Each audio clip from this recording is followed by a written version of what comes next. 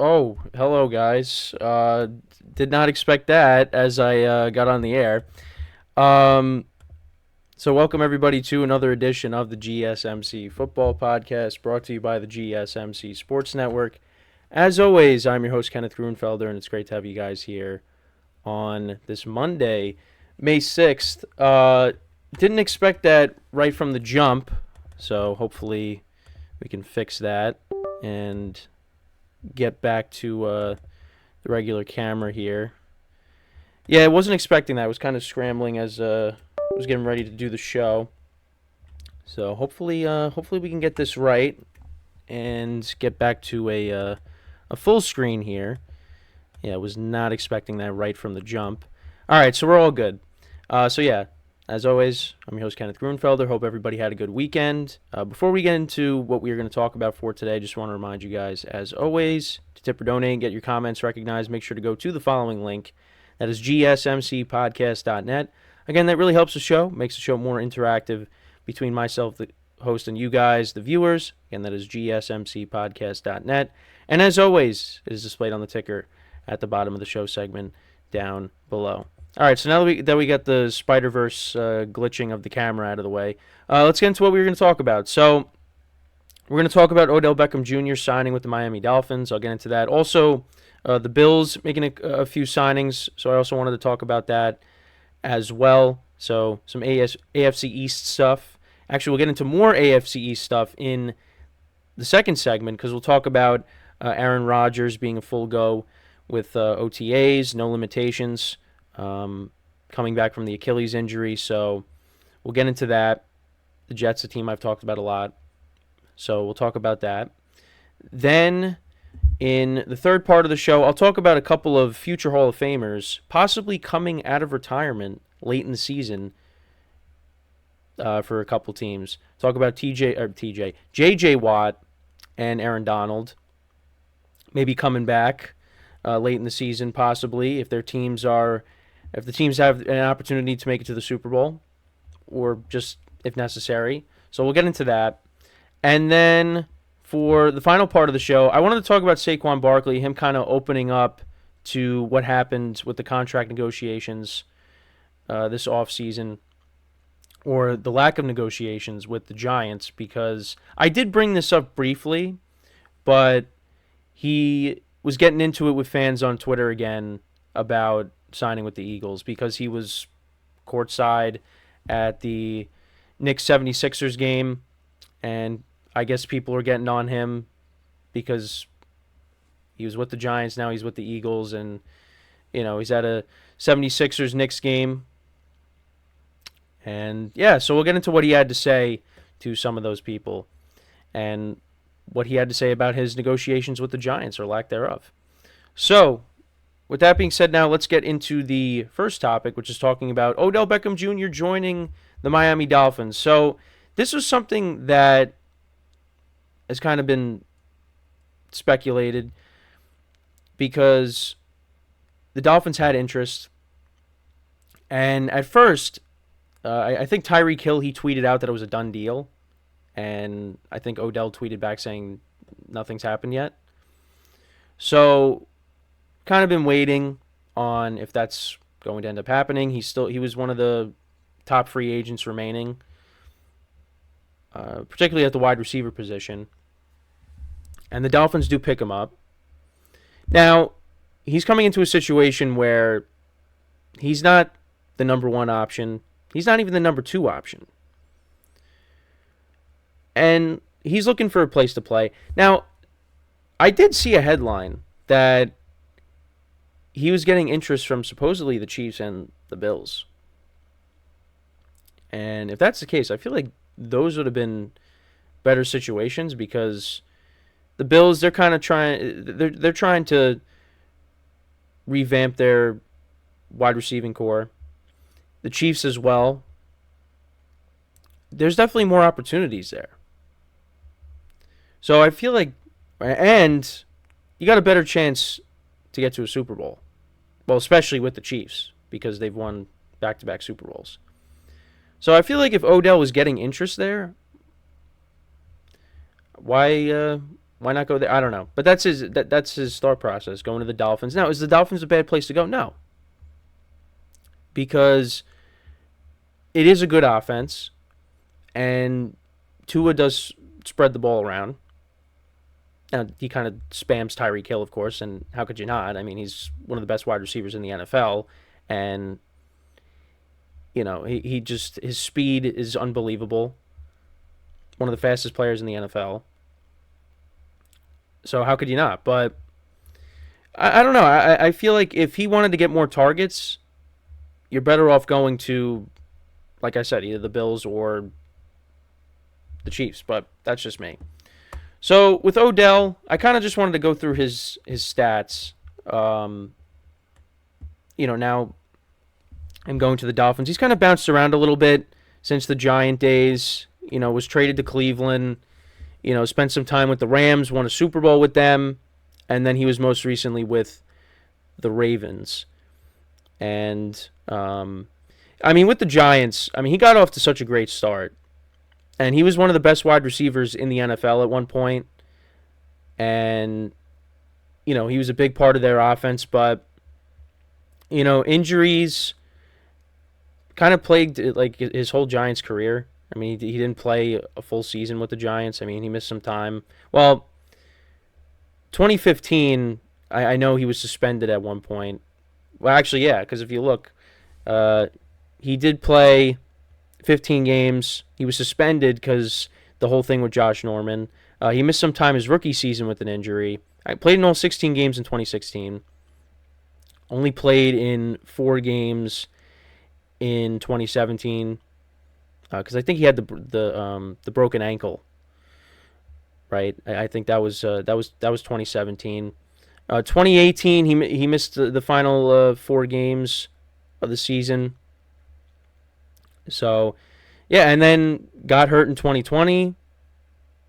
Played most of the year in 2021, but he tore his ACL again against the Bengals in the Super Bowl. And I talked about this. He was one of the he could have won Super Bowl MVP. He looked like the best player on the field. And then he ended up getting hurt, unfortunately. Didn't play at all in 2022. And then with the Ravens, I know it's kind of cut off, but only had 3 touchdowns on the season. Over 500 yards receiving. He's not the same player. Now, can he still help a team out? Yeah, I think so. But he's not the same player. And he doesn't have to take on a big role with the Dolphins. He's that number 3 wide receiver right now. Because you have Tyreek Hill, of course, and then you have Jalen Waddle. And on top of that, the Dolphins are going to want to run the football a little bit. With Achane, with Mostert, and those guys. I know they also did draft a running back as well. So that's the other thing, too. So Odell is not going to be taking on a major role with this team.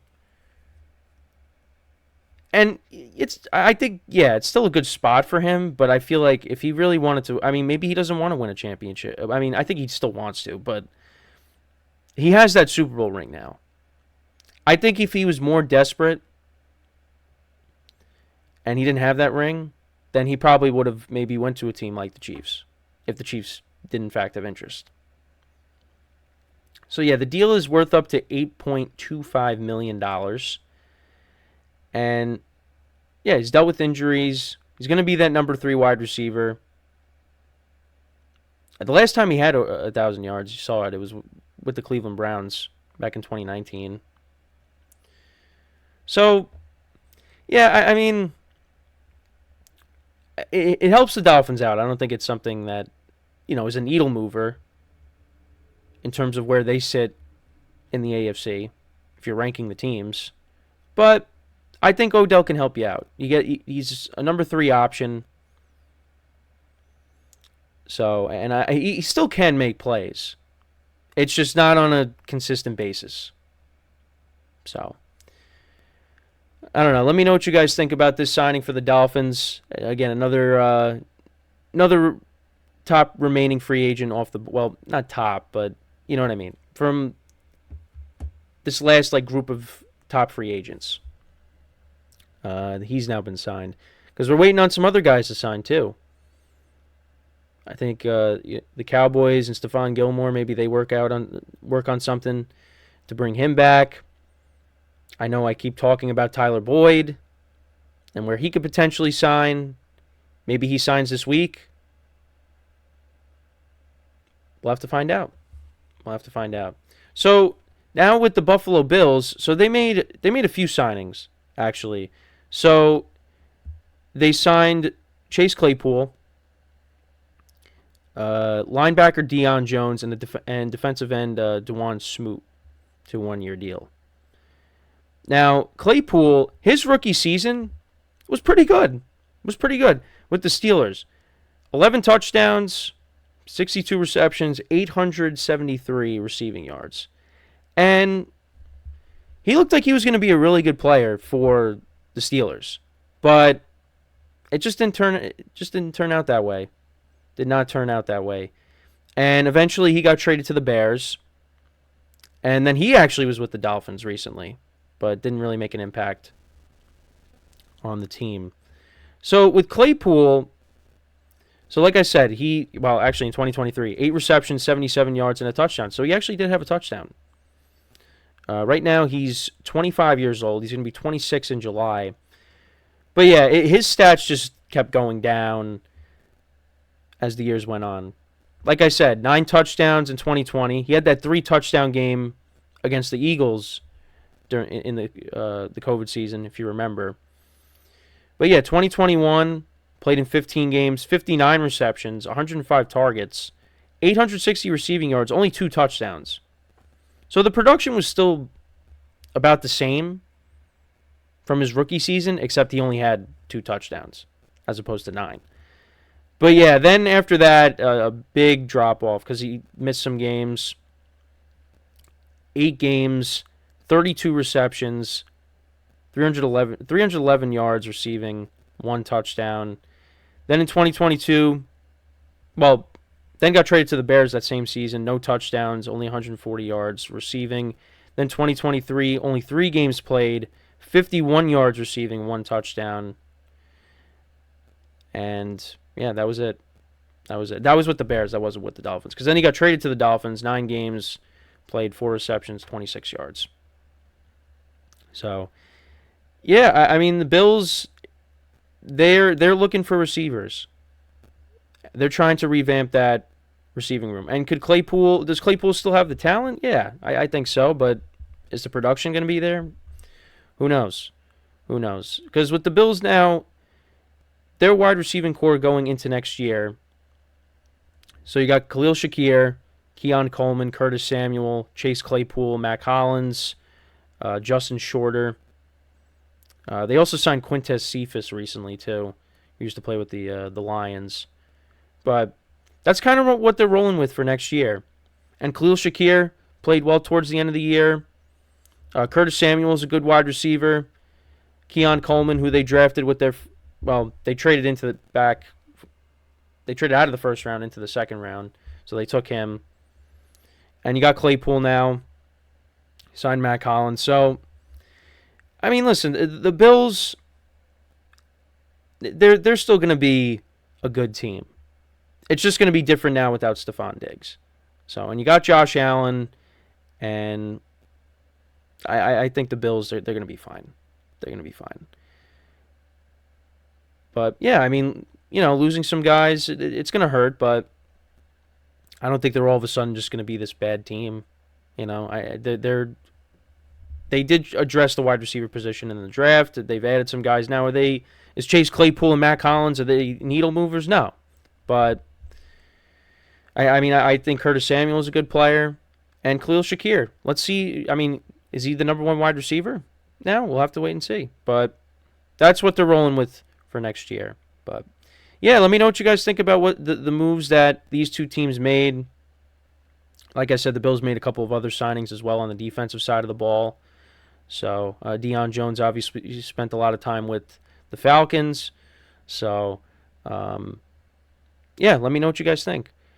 And with that being said, now we're going to take our first break of the show. And then when we come back, we're going to talk about Aaron Rodgers, give you an update on him as the Jets are gearing up for 2024. So with that being said, stick around, and we'll be right back here on the GSMC Football Podcast.